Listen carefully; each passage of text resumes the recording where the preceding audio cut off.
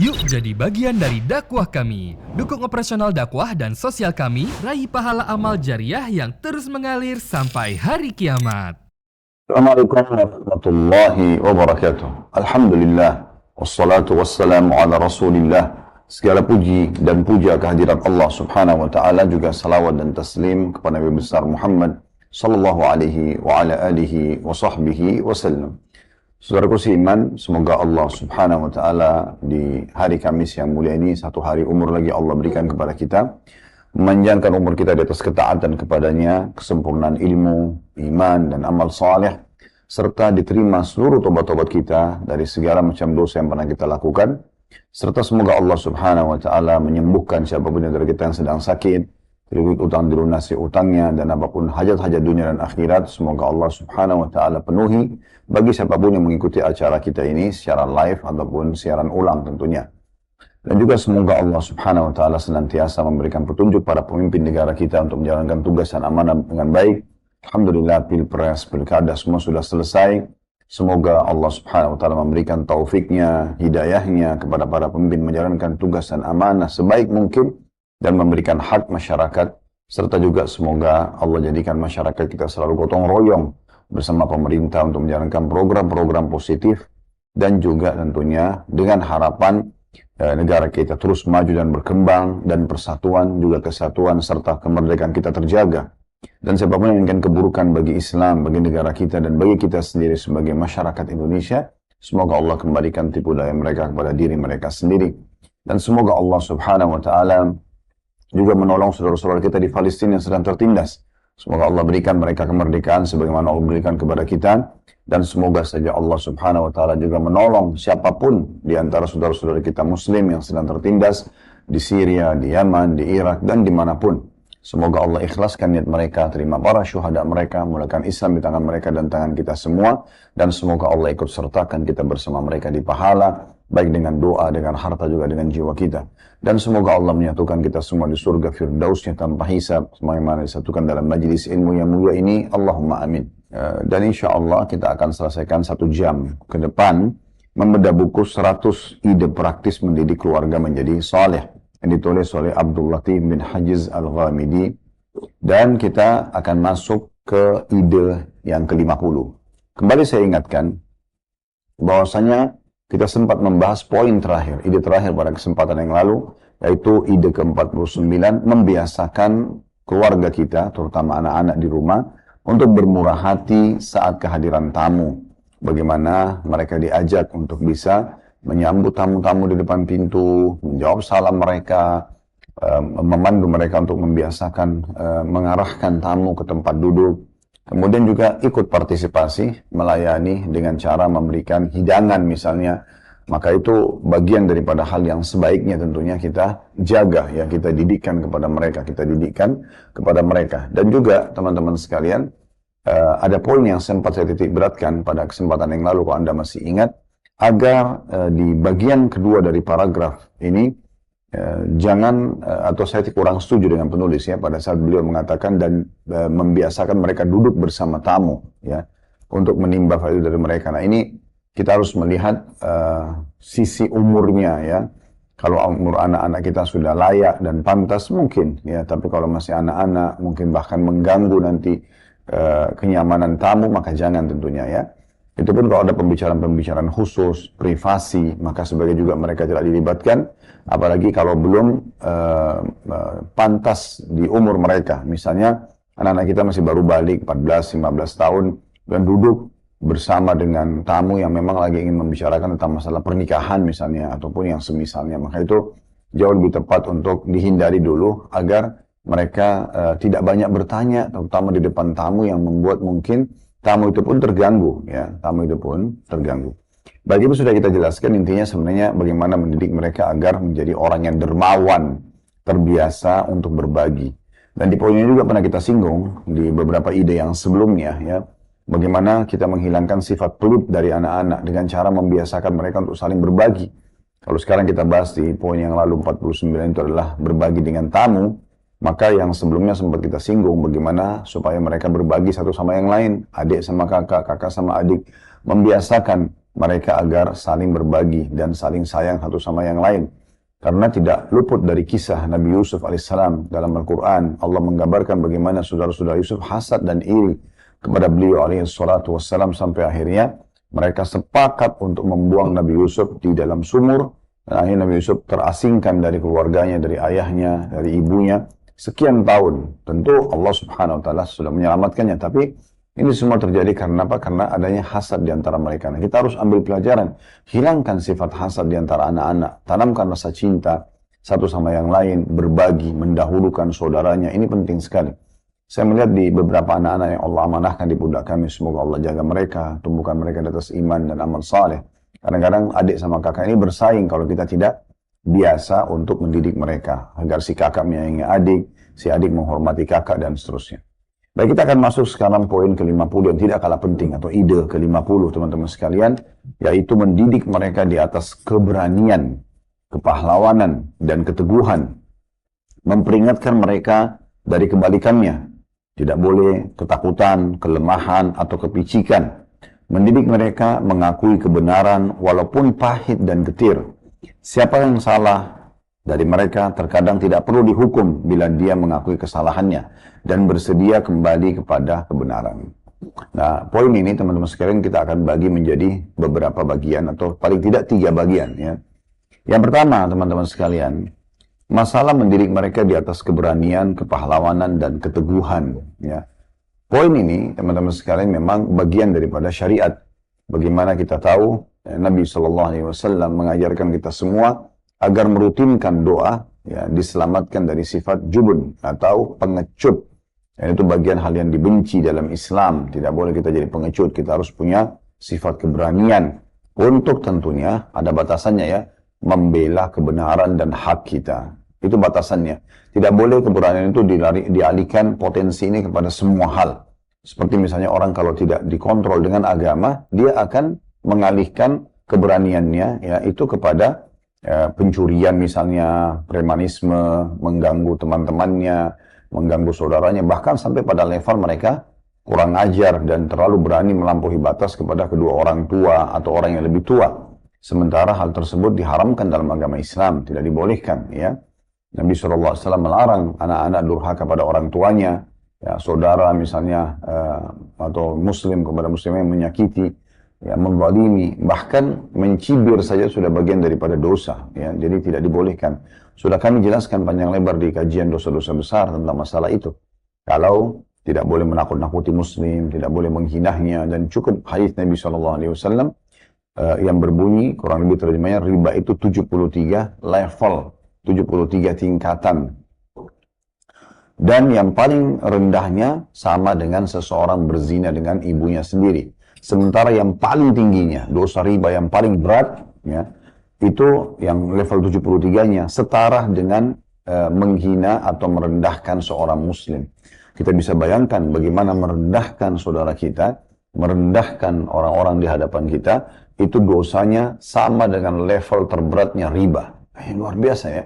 Level terendahnya riba saja itu sama dengan level tertingginya zina. Jadi kata Nabi SAW, riba itu 73 level atau tingkatan. Yang paling rendahnya, level pertamanya, itu setara dengan seseorang berzina dengan ibunya sendiri.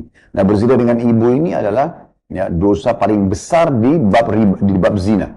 Karena zina yang paling tinggi, zina dengan mahram, dengan ibu, dengan ayah misalnya. Kemudian zina yang kedua dengan istri mujahid, yang ketiga istri tetangga, yang keempat dengan pelacur, wa na'udzubillah, yang kelima dengan suka sama suka dan seterusnya. Tapi yang paling tinggi itu adalah berzina dengan mahram. Itu kalau dilakukan hukumnya sangat berat. Tetapi di dosa riba dia adalah level terendah. Level tertingginya riba, ke-73-nya, itu setara beratnya dengan merendahkan saudara muslim. Jangan Anda anggap remeh, mencibirkan misalnya, mengganggunya, ya, apalah segala, menghinanya. Ini semua bagian daripada hal yang luar biasa berat dosanya. Ya, karena dia sama dengan level tertingginya riba. Nah, itu Anda bisa bayangkan ya, salah satu dari induk dosa besar itu. Ya, hati-hati sekali. Jangan sampai menghina orang lain, ya. Jadi potensi keberanian kita, ya, potensi yang Allah berikan kita untuk menjadi seorang pahlawan, patriot, ya, orang yang punya andil di tengah-tengah masyarakat, tengah keluarga, itu kita gunakan untuk kebenaran, membela kebenaran, ya, dan hak kita tentunya, ya.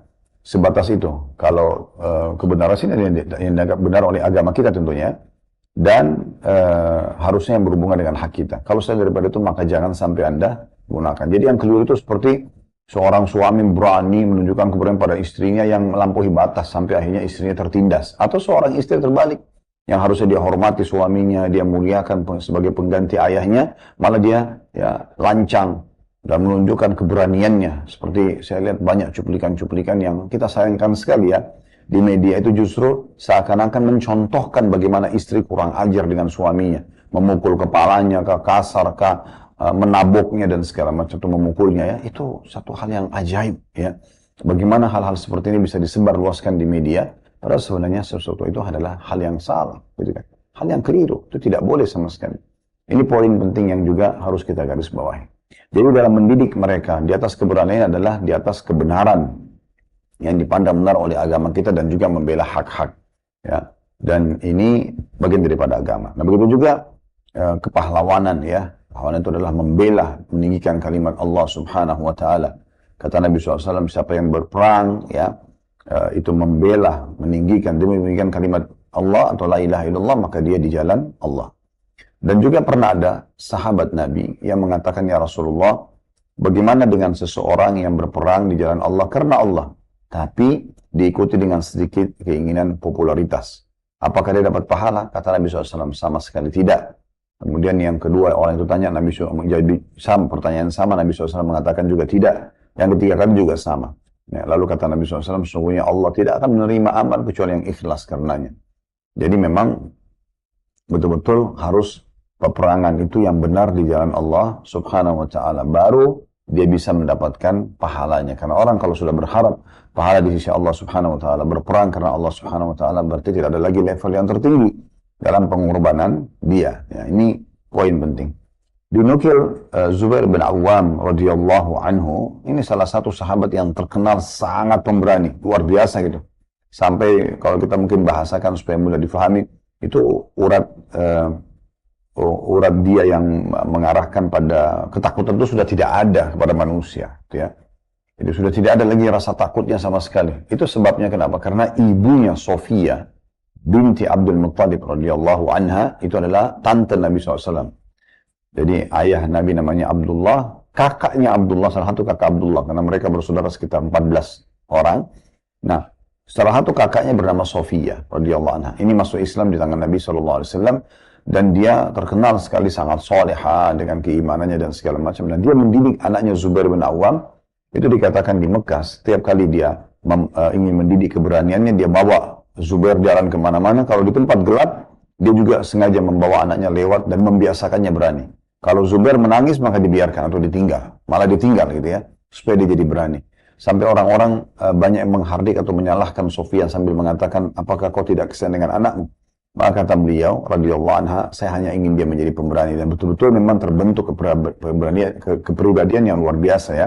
Sangat pemberani luar biasa. Tapi di atas kebenaran. Makanya di kancah peperangan, Zubair bin Awam itu sangat terkenal selalu berada di saf pertama. Begitu dia dengar picikan takbir, maka dia langsung menyerang musuh duluan, dan dia masuk ke pasukan musuh tanpa peduli. Karena target dia memang mati syahid. Dia menyerang sampai ke belakang musuh, lalu membunuh beberapa orang, atau melukai beberapa orang, kemudian dia pulang ke pasukan Islam membawa harta rampasan perang, pedang, kaprisek dari musuh. Itu luar biasa. Ya, dan di perang Hunain terkenal sekali radhiyallahu anhu, pada saat pasukan Hawazim, suku Hawazim ya, itu yang jumlahnya sangat besar dan panglima perang itu seorang anak muda yang sangat kekar, yang akhirnya masuk Islam. Itu terus saja mau melawan umat Islam sampai dia melihat keberadaan Zubair di tengah-tengah pasukan muslimin, yang cirinya meletakkan di pundaknya 2 tombak yang berwarna kuning. Maka waktu dia tanya, siapa orang itu? Mereka mengatakan Zubair. Maka kata orang panglima perangnya Hawazin yang sangat kekar dan pemberani, mengatakan kalau gitu larikan diri kalian. Ya, karena kalau sudah ada orang ini susah untuk dihantar kekuatan umat Islam karena pemberani sekali. Gitu ya, seperti itulah. Dan kita tahu juga kisah yang masyhur beliau radhiyallahu anhu di perang Khandaq dan juga di perang Khaybar, ya. Di perang Khaybar itu dia sempat duel ya dengan seorang Yahudi yang tingginya mendekati seperti tinggi pohon kurma. Namun juga meninggal di tangan atau terbunuh di tangan Zubair. Sampai kata Nabi SAW, sesungguhnya setiap Nabi itu punya hawari, punya bodyguard, ya, punya kesatria, dan hawariku adalah Zubair bin Awam. Jadi ini semua karena terdidik di atas kebenaran. Nah, kami sarankan tentunya, dan ini sangat diharapkan bisa diterapkan. Hilangkan semua, Bapak Ibu sekalian, kebiasaan menakut-nakuti anak-anak. Hanya karena kita ingin dia tidur misalnya, hanya karena ingin dia makan, hanya karena ingin supaya dia jangan keluar rumah, lalu ditakut-takutin lah. Seakan-akan ada setan, ada binatang buas, ada apa. Ini jangan ditakut-takuti seperti itu, tidak benar. Ya, jangan ditanamkan rasa ketakutan. Ketakutan itu hanya diarahkan kepada Allah Subhanahu wa Ta'ala, atau sesuatu yang alami, manusiawi, tidak ada pelanggaran agama juga mungkin kita khawatir, ya.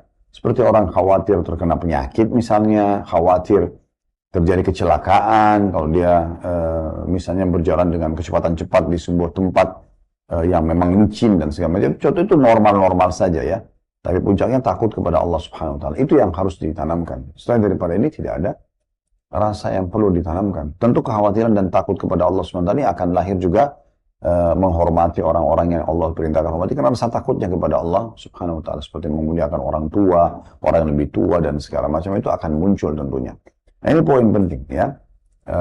Saya beberapa kali melihat waktu masih kecil, ya. Kami lihat ada di antara kerabat kami itu, dan alhamdulillah karena sudah faham agama sekarang, kami tidak terapkan kepada anak, dan saya juga ingatkan pada istri agar jangan membahasakan itu. Kadang-kadang kami waktu di Sulawesi Selatan atau di Makassar, kalau malam hari kita tidak diharapkan keluar dari rumah, jangan keluar, nanti ada momok gitu. Yang dimasukkan momok itu adalah syaitan bagi mereka, gitu kan? Ini bahaya sekali. Jadi kita sudah tanamkan rasa takut kepada anak kita kepada syaitan, padahal Allah mengatakan tentang syaitan, iblis dan semua pasukannya, tidak terkecuali. Wala takhafuhum wa khafuni in kuntum mu'minin. Jangan kalian takut pada mereka, tapi takutlah kepadaku kalau kalian benar-benar beriman. Ini nggak boleh. Biarkan mereka jalan di tengah malam, di sebuah tempat yang gelap, dengan kondisi berani. Karena semuanya ini adalah bumi Allah Subhanahu wa Ta'ala. Semua dijaga oleh malaikat Allah Subhanahu wa Ta'ala. Allah jelaskan tugas-tugas malaikat di surah nomor 70 dan 79, Anda bisa baca. Di antaranya adalah bagaimana mereka yang mengurus dan merawat seluruh yang ada di muka bumi ini. Maka kita tidak perlu khawatir. Dan bagaimana Allah Subhanahu wa Ta'ala menggambarkan dalam surah Jin tentang kondisi dan keadaan masyarakat Mekah yang sebenarnya mereka sendiri yang menanamkan rasa takut dalam diri mereka kepada selain Allah Subhanahu wa Ta'ala. Seperti misalnya disebutkan dalam sebuah riwayat, orang-orang Quraisy jahiliyah dulu sebelum masuk Islam, mereka itu kalau melakukan perjalanan dan mereka mampir di sebuah lembah, maka yang mereka lakukan adalah pemimpin kafilah itu kemudian meminta, ya, sumbangan dari semua orang yang bergabung dalam grup kafilah itu, ya. Kalau kita sekarang mungkin grup dalam safar, ya, grup umrah misalnya, grup haji, dan itu dalam perjalanan lah. Mungkin Anda juga tur kemana, ada grupnya gitu, ya. Nah, ini pimpinan kafilahnya, pimpinan grupnya mengatakan, ayo siapa yang mau nyumbang, saya akan serahkan kepada penjaga lembah ini. Kemudian mereka mulailah mengumpulkan makanan mereka dan segala macam, minuman, pakaian. Lalu si pimpinan kafilah itu datang ke tengah-tengah lembah. Tidak ada apa-apa di sana. Ini bumi Allah, aman, dijaga oleh malaikat Allah. Lalu dia mulai mengatakan, wahai penjaga lembah. Dia maksudnya adalah syaitan. Dia panggil syaitan, wahai penjaga lembah atau dewa yang mereka anggap gitu kan. Ini setengah bekal kami, ambillah, maka jangan ganggu kami. Apa yang terjadi? Allah SWT gambarkan, setan-setan yang kebetulan lewat lembah situ, fazaduhum rahaqa, makin mengganggu mereka, ya, makin menyesatkan mereka. Oleh karena itu kita tidak boleh, teman-teman sekalian, jangan pernah merasa takut kecuali kepada Allah Subhanahu wa Ta'ala. Ini poin penting dalam mendidik keberanian, kepahlawanan, dan juga keteguhan, ya. Karena kalau orang sudah dididik dalam keberanian, dalam kebenaran, maka dia akan teguh di atas kebenaran tersebut. Jadi walaupun dia harus melayang nyawanya, selama itu kebenaran, dia akan bela. Ya. Walaupun dia akan diberikan seluruh harta yang ada di muka bumi, kalau dia harus membela kebatilan, dia tidak akan membelanya. Dan ini penting sekali untuk para teman-teman pengacara, ya, sehingga mereka betul-betul hanya mengambil dari kliennya itu yang benar dan tidak membela yang batil, ya, walaupun dia dibayar mahal misalnya. Bagian kedua, teman-teman sekalian, di sini dikatakan dan juga memperingatkan mereka kebalikannya. Kebalikannya adalah ketakutan, kelemahan, kepicikan, ya. Ditakut-takuti. Termasuk seringnya memarah-marahi anak-anak gitu ya. Kalau mereka tidak buat salah, misalnya hanya karena disuruh ambil sebuah benda dengan emosi misalnya. Atau hanya sekedar disuruh untuk melakukan satu kegiatan tapi dengan emosi. Ya, tidak perlu kita menyuruh sholat, makan, tidur, misalnya mandi dengan emosi, nggak perlu. Perangkul mereka dengan tutur kata yang baik, dengan panduan yang baik, maka insya Allah akan dijalankan dengan sendirinya. Itu pasti. Itu tidak mungkin tidak, kan gitu. Tapi dengan cara-cara yang baik. Kecuali terjadi pelanggaran agama itu berbeda. Seperti anak-anak kita tidak sholat. Di mana Nabi SAW mengatakan, ajarkan anak kalian sholat di umur 7 tahun dan pukullah mereka di umur 10 tahun. Kalau mereka tidak mau lakukan maksudnya. Ya, dan pisahkan mereka di ranjang. Nah ini poin-poin yang harus kita garis bawahi teman-teman sekalian, ya.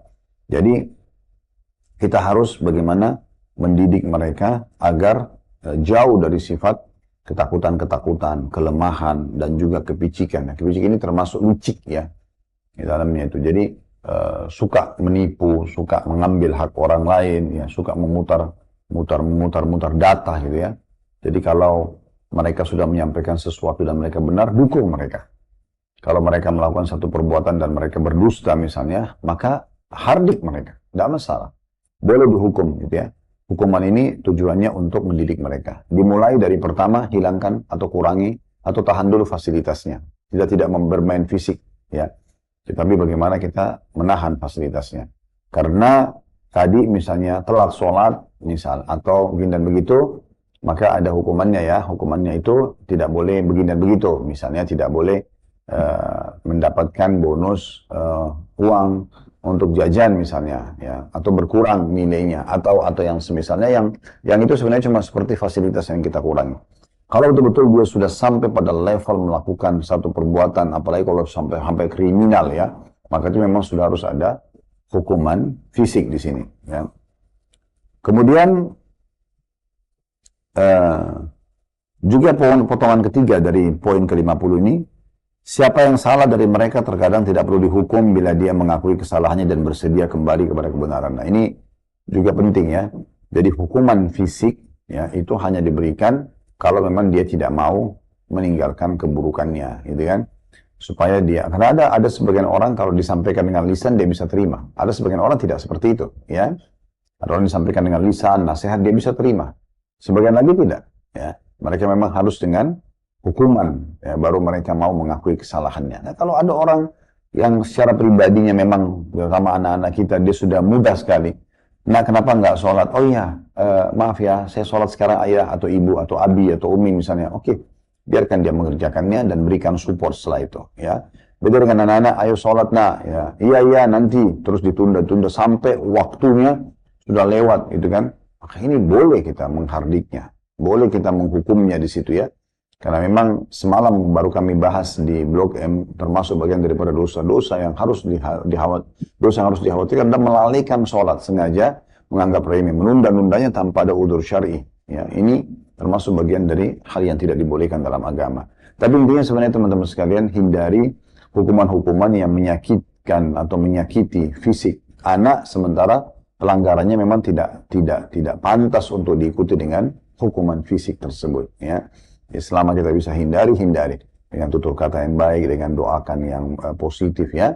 Kecuali tadi saya bilang dia sudah melakukan pelanggaran yang melampaui batas ya, tidak mau lagi dengar nasihat, maka ini memang dihukum dan bermula dengan mengurangi fasilitas sampai menghilangkan fasilitas, baru kemudian hukuman fisik tentunya.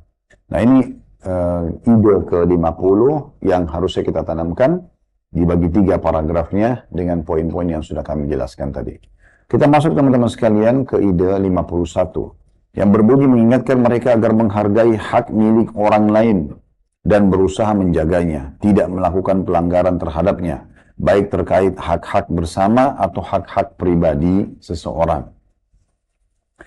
Poin ini penting sekali ya untuk kita tanamkan juga kepada keluarga kita, suami pada istrinya, orang tua pada anaknya ya, agar mereka terbiasa menghargai hak milik orang lain ya.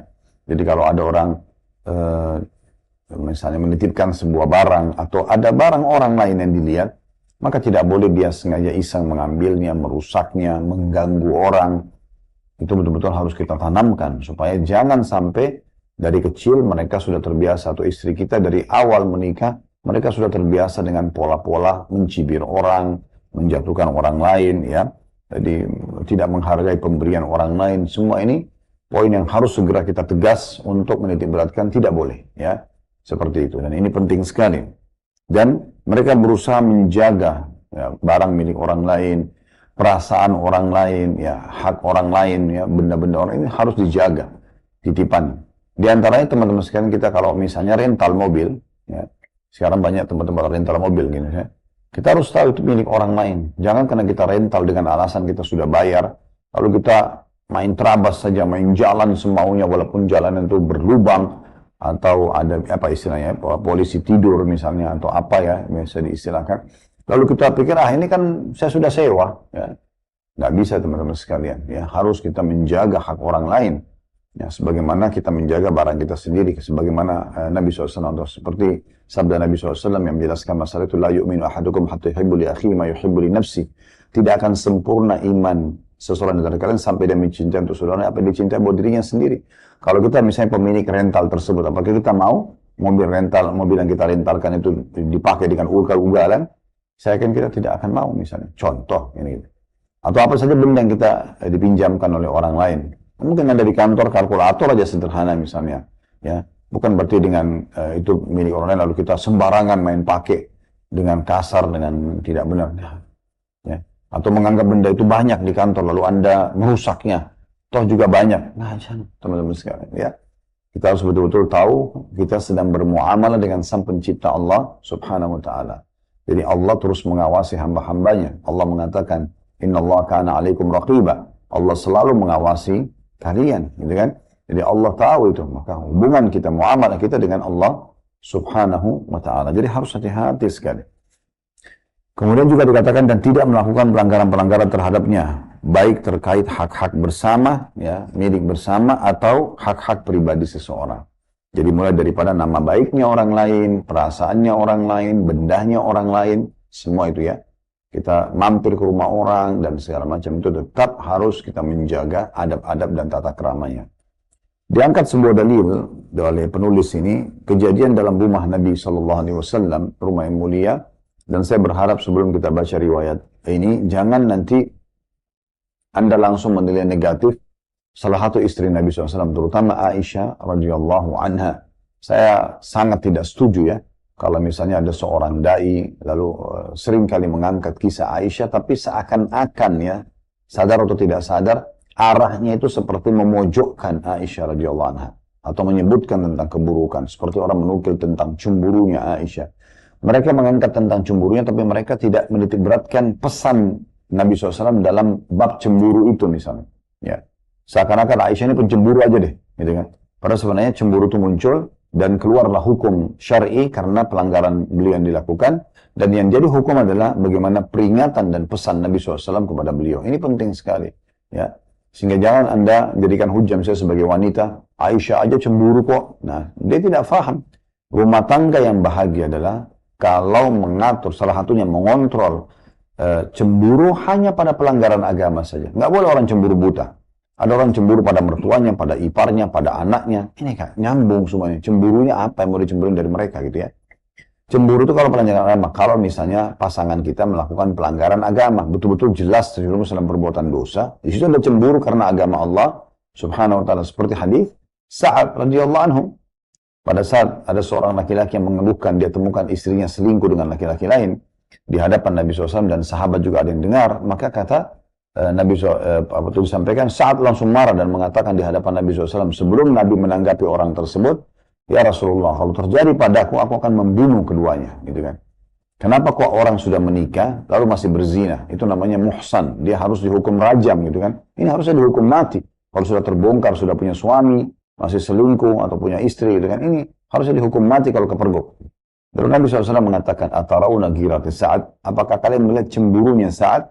Lihat ini bagaimana dia cemburu dengan agama Allah. Sudah ada pasangan halal, kenapa harus buat yang haram misalnya? Lalu beliau mengatakan, wa ana aghyaru min Sa'ad, dan aku lebih cemburu daripada Sa'ad. Aku sudah ajarkan kalian tentang cara-cara untuk menuju ke surga dan selamat dari neraka. Kalian masih memilih syaitan yang menyesatkan kalian, gitu kan? Yang ujungnya pasti ke neraka. Wallahu aghyaru minni wa min Sa'ad, dan Allah lebih cemburu lagi ya daripada aku dan juga Sa'ad, ya. Allah juga cemburu melihat kenapa hamba-hambanya masih banyak mengikuti bisikan iblis sementara Allah sudah memandu ke jalan-jalan yang benar. Semoga Allah membuat kita istiqamah, konsisten, selalu berada di atas jalan dan keimanan yang Allah SWT perintahkan, dan kita jauh dari pelanggaran sampai ajal datang nanti, sehingga kita bisa husnul khatimah dan meraih cinta dan juga fasilitas yang terbaik yang sudah Allah berikan di dunia dan juga di akhirat buat hamba-hambanya yang taat. Allahumma amin. Baik, kita akan bacakan dalilnya dari Anas radhiyallahu anhu. Dia mengatakan, kana Nabi sallallahu alaihi wasallam inda ba'di nisaihi fa arsalat ihda ummahatil mu'minin bi sahfatin fiha ta'am فضربت التي عندها النبي صلى الله عليه وسلم في بيتها يد الخادم فسقطت الصحفة فانفلقت فجمع النبي صلى الله عليه وسلم فلق الصحفة ثم جعل يجمع فيها الطعام الذي كان في الصحفة ويقول غارت أمكم ثم حبس الخادم حتى أتي بصحفة من عند التي هو في بيتها فدفع الصحفة الصحيحة إلى التي كسرت صحفتها وأمسك المكسورة في بيت التي كسرت فيه. Terjemahannya, Nabi SAW sedang berada di rumah salah satu istri beliau. Lalu salah seorang istri yang lain, istri Nabi yang lain, mengirimkan makanan kepada beliau dalam atau di atas atau diisi berada di dalam sebuah nampan. Lalu istri yang Nabi SAW ada di rumahnya memukul tangan pelayan yang membawa makanan sehingga nampan itu terjatuh dan pecah. Maka Nabi SAW mengumpulkan pecahan nampan dan memunguti makanan lalu meletakkannya kembali pada nampan. Beliau kemudian bersabda, ibu kalian sedang cemburu. Kemudian Nabi SAW menahan pelayan hingga beliau menghadirkan nampan lain dari rumah istri yang Nabi SAW ada di sana. Beliau menyerahkannya kepada pelayan untuk diserahkan kepada istri yang nampannya pecah. Dan beliau menahan nampan yang pecah di rumah istri yang memecahkannya. Ini diriwayatkan oleh Imam Bukhari. Coba kita sedikit lagi ya, merapikan lebih tepatnya ya susunan cerita ini ya, supaya lebih mudah difahami dan lebih tepat difahami serta lebih sempurna gitu ya. Jadi Nabi SAW pernah berada di rumah salah satu istri beliau. Yang pernah kami dapati ini adalah rumahnya Aisyah radhiyallahu anha. Tadi sudah saya singgung ya, jangan buru-buru menilai negatif.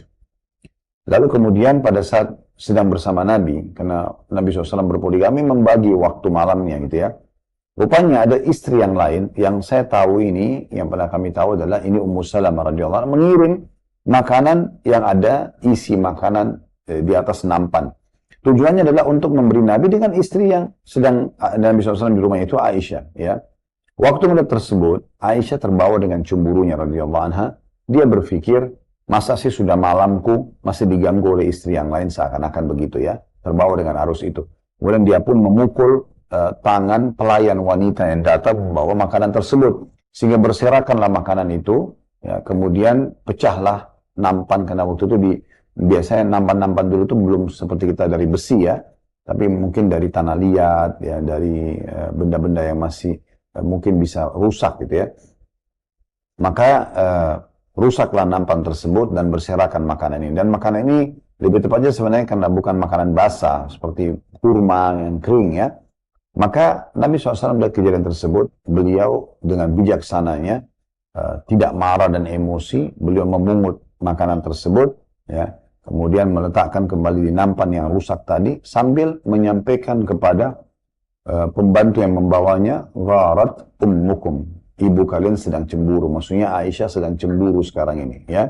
Dan beliau tidak tanggapin kecemburuan tersebut. Lalu kemudian beliau sallallahu alaihi wasallam mengambil nampan yang masih utuh di rumah Aisyah atau di rumah istri yang sedang berada di situ, kemudian mengganti nampan yang rusak tadi itu, memindahkan, memberikan nampan yang masih bagus, disuruh kembalikan ke rumah istri yang sudah berbuat baik tadi karena mengirimkan makanan, dan nampan yang rusak tadi dengan makanannya itu dibiarkan di rumah istri yang sudah marah tadi atau cemburu. Nah ini teman-teman sekalian banyak sekali pelajaran yang bisa kita ambil dari kisah ini.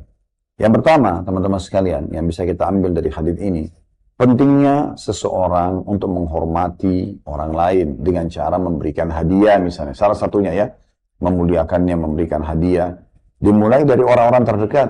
Boleh nggak dalam poligami istri ini memberikan hadiah istri yang sana? Boleh sekali. Itu diambil dari pelajaran hadis ini. Bagaimana Ummu Salamah mengirimkan atau bagaimana salah satu istri Nabi mengirimkan kepada istri yang lain. Tujuannya sebenarnya bukan hanya untuk Nabi SAW, tapi juga tentu kalau Nabi nikmati kurma atau makanan tersebut juga akan dinikmati oleh istri itu. Maka santai aja kalau memang sudah terlanjur atau memang sedang menjalani kehidupan poligami. Supaya lebih cair suasananya. Nanti mungkin istri yang ini juga akan mengirimkan makanan satu waktu ke rumah istri yang lain misalnya. Ini kalau dalam rumah tangga, sebab sini dibahas tentang masalah rumah tangga. Boleh juga teman-teman sekalian dengan secara umum. Kita sering mengirim makanan kepada tetangga, sebagaimana sabda Nabi SAW kepada Jabir radhiyallahu anhu, kalau kau masak, ya, atau riwayat Anas ya, salah satunya subhanallah saya lupa ini, kalau engkau masak maka lebihkanlah dan bagikanlah kepada tetanggamu. Sering memberikan kepada mereka gitu ya, memberikan kepada mereka. Dan tidak ada salahnya kita kalau sudah memberi, kita memastikan kemarin sudah sampai makanannya ya sudah enak gak, cocok gak gitu ya. Jadi kita masih di poin yang pertama tadi ya, faedah pertama dari hadis tentang pentingnya seseorang memuliakan dan menghormati orang lain. Ya ini sudah kita rincikan tadi ya, sering baik sesama istri ataupun dengan tetangga. Kemudian juga boleh dengan siapapun, kerabat dan segala macam itu kita sering saling memberi hadiah. Dan kata Nabi SAW, tahadu, tahabu. Saling memberikan hadiah maka kalian akan saling menghormati dan memuliakan. Jadi ini bagian daripada hal yang diperintahkan ya, diambil daripada hadits ini. Pelajaran yang kedua, yang tentunya juga masuk dalamnya suami istri ya, itu juga tidak kalah penting untuk sering memberikan hadiah supaya cinta itu selalu tumbuh ya. Kemudian pelajaran yang kedua yang bisa diambil dari hadis ini adalah bagaimana dilarangnya cemburu yang buta seperti ini. Ya, jadi sikap Nabi SAW dalam memungut kembali ya, apa yang sudah tertumpah dari makanan tersebut, kemudian mengganti nampan yang rusak karena cemburunya tadi istri yang sedang cemburu itu dengan nampan milik dia yang masih bagus dikembalikan kepada orang yang sudah berbuat baik. Maka itu bagian daripada teguran Nabi SAW yang sangat santun dan ramah tapi bermakna gitu ya. Kalau perbuatan ini tidak benar. Ya, ini penting sekali untuk digarisbawahi dan beliau memberikan gambaran ini sebabnya kena cemburu. Cemburu seperti ini tidak boleh ya. Harusnya tidak boleh. Jadi cemburu itu kalau terjadi pelanggaran agama sebagaimana sudah kita jelaskan tadi ya. Jadi santai aja gitu orang mengirimkan makanan apalagi dari istri yang lain. Juga satu suami, ayah, anak-anak juga sama misalnya. Kenapa nggak membiarkan sama-sama saja gitu ya untuk menikmati bersama. Nah ini poin yang harusnya kita dengan santai aja menghadapinya, tapi malah digunakan manajemen konflik yang tidak boleh. Yang tidak boleh kita menggunakan manajemen konflik dalam kehidupan kita. Maksudnya kita selalu merasa kalau tidak konflik kayaknya tidak nyaman nih gitu ya. Kayaknya ada sesuatu yang dirahasiakan, kayaknya begini dan begitu, itu tidak perlu sama sekali. Karena itu akan melahirkan ketidaknyamanan dari pasangan kita, ya. Dan ketidaknyamanan juga dari orang sekitar kita yang berteman dengan kita, karena selalu bawaannya curiga, ya, bersangka buruk, gitu kan. Ini semua atau memata-matai sampai pada level itu akhirnya semua masuk dalam kategori dosa besar, gitu ya, yang tidak boleh seperti memata-matai dosa besar, ya. Yang sudah kita jelaskan karena Allah SWT mengatakan dalam surah Al-Hujurat, wala tajassasu, jangan kalian saling memata-matai, dan juga sabda Nabi SAW, la tajassasu, jangan kalian saling memata-matai. Nah ini penting sekali. Pelajaran yang ketiga yang bisa diambil adalah bagaimana pentingnya seseorang membalas kebaikan orang, ya. Sebagaimana Nabi SAW mengatakan, siapa yang berbuat baik pada kalian, maka fakafi'uh, balas dengan yang setimpal. Balas dengan yang setimpal. Berikan yang terbaik kepada dia, gitu kan. Orang memberikan makanan, kita balas dengan makanan. Orang memberikan pakaian, kita balas dengan pakaian. Orang senyum, kita senyum. Balas dengan kebaikan. Kata Nabi SAW, balas yang setimpal atau lebih baik. Kalau dia tidak mampu, maka dia mengucapkan jazakallahu khairan. Semoga Allah balas Anda dengan kebaikan. Jadi bukan malah dengan emosi, dengan bersangka buruk ya. Hati-hati teman-teman, jaga perasaan orang yang sudah berbuat baik. Jangan menilai pengorbanan orang itu dengan cara merendahkannya. Misalnya, Anda diberikan sesuatu, contoh suami istri, misalnya suami memberikan istri sebuah hadiah. Jangan dianggap remeh. Kita kan tidak tahu bagaimana upaya dia dalam membeli dan sampai bisa mencapai apa yang dia belikan untuk kita. Mungkin cuma makanan, mungkin cuma pakaian. Itu kan nilainya besar sekali. Yang harusnya tidak luput dari setiap orang di antara kita. Gitu kan? Ini penting sekali untuk di garis bawah teman-teman sekalian. Supaya tidak ada kesalahpahaman. Begitu juga dengan pemberian tetangga, pemberian teman, ya. Selalu ucapkan terima kasih, selalu ucapkan jazakallahu khairan kalau laki-laki, jazakillahu khairan kalau perempuan. Baik juga itu sama pasangan hidup, sama orang tua, sama kerabat, sama anak-anak. Ya, Anda suruh anak-anak mengambil air misalnya, baru kemudian dia mengambilkan air, bilang jazakallahu khairan untuk anak laki-laki, jazakillahu khairan. Biasakan itu. Karena kata Nabi SAW dalam sebuah riwayat yang lain berhubungan dengan masalah doa ini, semoga Allah balas Anda dengan kebaikan ya. Terjemahnya jazakallahu khairan. Sampai mengucapkan ini maka dia telah ya maksimal dalam membalas kebaikan tersebut. Karena kita minta Allah langsung Zat yang Maha Kaya untuk membalas kebaikan orang tersebut. Nah ini poin penting juga yang harus kita garis bawahi. Nah diambil daripada bagaimana Nabi SAW memerintahkan agar nampan yang pecah tadi diganti dengan nampan yang bagus. Itu demi untuk menghormati pengorbanan dan pemberian yang diberikan. Kemudian pelajaran keempat yang bisa diambil adalah bagaimana hukuman yang boleh diterapkan di dalam kehidupan kita berumah tangga, ya teman-teman sekalian, bagi pelanggar. Ya. Kita tahu dalam Islam kalau hubungan dengan masalah istri, karena riwayat ini diangkat tentang masalah bagaimana Nabi SAW mendidik istri beliau, ya, yang sedang cemburu buta gitu ya. Bagaimana jelas sekali kalau Allah Subhanahu wa Ta'ala dan Rasulullah SAW itu memerintahkan kita agar atau membolehkan kita ya untuk menghukum istri yang nusyud. Allah berfirman dalam Al-Quran, "Wallati takhafuna nusyudahunna fa'iduhun." Kemudian wahjuruhun, kemudian wadribuhun ya. Fa in ata'nakum fala tabghu 'alaihinna sabila. Yang artinya kalau wanita yang kalian khawatirkan nusyudnya, pembangkangan, nggak mau jalankan tugas atau melakukan pelanggaran agama, maka fa'iduhun, itu langkah pertama. Ingatkan dulu, ini nggak boleh loh, ini dalam agama, tanyakan kenapa dan segala macam. Kalau tidak mau, wahjuruhun, boikot mereka di biologis atau di ranjang. Ya. Dan Nabi SAW mengingatkan para suami, seraya bersabda, jangan kalian menghajar kecuali dalam rumah. Ya. Jadi nggak boleh laki-laki seperti perempuan, ngambek atau meninggalkan rumah. Enggak, dia di rumah. Karena menjaga keamanan rumah, ketentramannya, ya itu bagian daripada kewajiban dia yang dia harus jaga. Jangan sampai dia pergi maling masuk dan segala macam, atau perampok, malah memerkosa istrinya, malah membunuh, malah merampok, dan malah mencuri dan seterusnya. Ya. Maka ini harus hati-hati. Kemudian hajar ini karena besar sekali pengaruhnya pada wanita ya. Pada saat mereka tidak disentuh, maka itu mereka lebih terbawa pada perasaan ini. Bisa ada pola pendidikan di situ ya. Beda dengan laki-laki ya. Kemudian yang ketiga, kalau tetap juga tidak mau dengar, baru wadribuhun, pukul mereka. Dan ulama menjelaskan pukulan darbatun ghairu mubarrah atau pukulan yang tidak berbekas. Bisa dengan jari telunjuk, bisa dengan kayu siwak gitu ya. Bukan dengan tonjok, dengan tendang dan segala macam ini, atau pukulan dengan tangan atau dengan kaki, ini tidak boleh sama sekali gitu kan. Kata Nabi SAW, hindari wajah ya. Dan jangan kalian menjelek-jelekkan ya. Ini semua bagian yang bisa nanti merusak hubungan ke depannya. Toh orang bisa saja salah tapi kemudian dia perbaiki. Kan gitu, bisa saja dia memperbaikinya. Dan itu poin penting juga dalam masalah pendidikan ya gitu. Kalau ada yang bertanya misalnya, lalu bagaimana dengan suami? Jadi itu istri.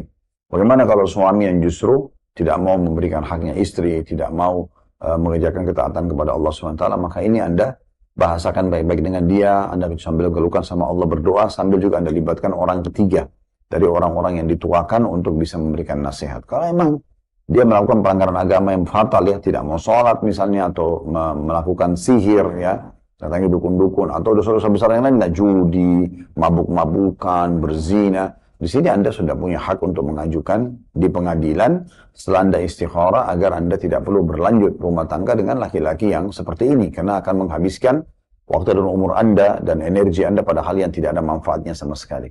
Nah ini poin yang juga harus kita garis bawahi. Itu kalau kita bicara suami istri ya. Jadi ada hukuman boleh. Begitu juga pada anak-anak boleh. Begitu juga pada bawahan. Begitu juga pada masyarakat. Begitu juga pada siapapun yang melakukan pelanggaran. Boleh ada hukuman yang diberikan. Tapi hukuman ini harusnya yang tepat sasaran dengan niat untuk mendidik. Dan jangan sampai kita melanjutkan hukuman kalau mereka sudah baik. Ya, apalagi mereka sudah minta maaf. Mereka sudah coba mau memperbaikinya. Udah berikan kesempatan untuk itu. Makanya Allah mengatakan tadi tentang wanita yang nusyud. Ya, fa'in ata'nakum falatabu alaihinna sabila. Kalau mereka para istri sudah taat sama kalian, maka jangan kalian sengaja mencari-cari lagi kesalahannya. Karena semua manusia bisa berbuat salah. Sebagaimana sabda Nabi SAW, kullu ibnu Adam khata'. Semua anak Adam itu berbuat salah. Wa khairu khata'una tawwabun. Dan sebaik-baik orang yang salah adalah orang yang bertaubat dan kembali kepada Allah subhanahu wa ta'ala. Allahu a'lam. Ini bahasanya teman-teman sekalian, dan kedepannya insyaAllah kita akan lanjutkan di poin ke-52. Masalah mendorong mereka terbiasa berdoa buat diri mereka sendiri dan juga untuk orang lain.